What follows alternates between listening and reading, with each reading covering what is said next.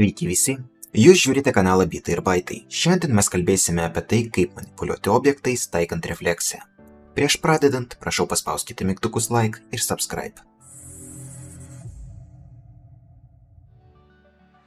Iš praeitos pamokos jūs prisiminate, kad pas mus yra metodas getValue, naudojant kurį mes galime ištraukti informaciją iš objekto. Parašysime tokią klasę ir pažiūrėsime, ką mes galim padaryti. Tai mes sukursime objektą to tipo ir gausime tipą. Kaip jūs prisiminate, tai ne vienintelis būdas gauti informaciją apie tipą, mes tai galim padaryti keliais būdais. Naudojant komandą typeOf, naudojant metodą getType arba per pilną pavadinimą. Paleidus tą kodą, visur mes gauname tą patį pavadinimą. Tai type getType pagal tą stringą gaus reikalingą mums tipą. Kaip jūs prisimenate, mes galim gauti tam tikrą property. Mes galim nurodyti, o kokį property mes norime gauti. Iš tikrųjų, čia galima rašyti ne tik tokiu būdu, o galima taikyti nameOf, tada mes tikrai išvengsime klaidų. Taip mes gausime reikalingą pavadinimą. Čia iškart bus parašyta myProperty. Jeigu tas pavadinimas kažkaip pasikeis, tai jis pasikeis visur ir mums nereikės keisti čia stringo. Mes iškart automatiškai tai gausime. Tai nameOf daug naudingiau negu tiesiog stringas. Ir lygiai taip pat mes galim gauti fieldą. Įtikinsim, kad mums tikrai pavyko gauti tą property ir per setValue nustatysime kažkokį value. Su fieldu padarysime tą patį. Po to išvesime tą informaciją ir pažiūrėsime, ar per refleksiją mums pavyko tai padaryti. Ir kaip jūs matote, mums tikrai pavyko tai padaryti. Tai JSON bibliotekos taip ir veikia. Ieško reikalingą fieldą arba property ir įrašo ten atitinkamą reikšmę, kurią buvo nuskaityta.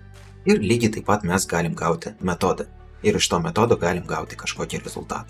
Tai naudojant metodą invoke, mes perduodam objektą ir taip pat galim perduoti argumentus, bet čia argumentai mums nereikalingi. Ir paleidus kodą mes gauname nulį. Būtent tą nulį, kuris čia ir buvo pas mus parašytas. Parašysime kitą skaičių, gausime kitą skaičių. Pabandome dabar gauti kitą metodą. Gausime metodą print ir ten perduosim dar papildomai tekstą. Tai sukursime objektų masyvą, parašysime, ką mes norime išprintinti, nurodysim ir kokį objektą reikia iškviesti tą metodą. Iš tikrųjų, metodai kviečiami ne iš objektų, o metodai guli pas mus atmintyje, visą tą instrukciją, kaip reikia padaryti, ir pirmas metodo argumentas visą laiką tai objektas, su kuriuo reikia atlikti tam tikrus veiksmus. Dirbant su Pythonu mes tai galim labai gerai pamatyti. Tai visą laiką eina self, tai tas objektas, su kuriuo mes darome veiksmus. Tai mes galim sukurti objektą ir iš objekto iškviesti test metodą ir nieko čia neperduoti, arba galim padaryti atvirkščiai. Mes sakysime, kad iš klasės test class iškviesime test metodą ir į tą metodą perduosim tą objektą, su kuriuo ir reikia atlikti visus veiksmus. Ir tie du užrašai yra identiški. Visą laiką pirmas argumentas tai pas mus yra objektas, su kuriuo mes atliekame visus veiksmus. Tai lygiai tas pats ir C#.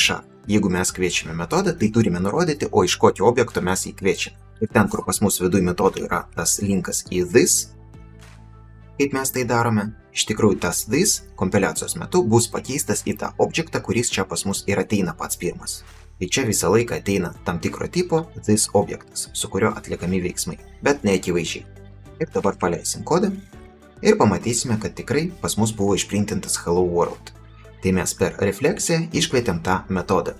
Tai dabar jūs žinote, kaip manipuliuoti objektais taikant refleksiją. Jei norite užsakyti pamoką, galite tai padaryti paspaudus pirmą nuorodą video aprašyme. Ačiū, kad žiūrėjote, lauksiu jūsų kitoje pamokoje.